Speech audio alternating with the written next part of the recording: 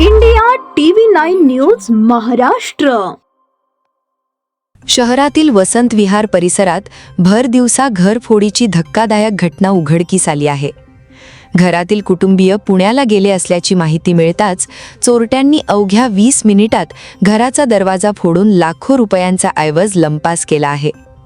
माहितीनुसार चोरट्यांनी घरातील सुमारे 27 तोळे सोन्याचे दागिने, अर्धा किलो चांदी तसेच रोख रक्कम चोरून नेली. घर मालक बाहेरगावी असल्याने चोरट्यांनी संधी साधून ही चोरी केल्याचे प्राथमिक तपासात समोर आले आहे.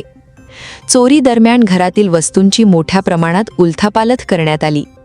घटनेची माहिती मिळताच पोलिसांनी घटनास्थळी भेट देत पंचनामा केला असून चोरट्यांचा माग काढण्यासाठी तपासाची चक्रे वेगाने फिरू लागली आहेत.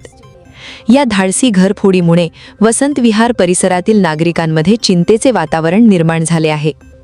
परिसरातील सुरक्षा व्यवस्था अधिक बळकट करावी आणि पोलीस गस्त वाढवावी अशी मागणी स्थानिक नागरिकांकडून करण्यात येत आहे. बोला. अमर रामचंद्र पवार.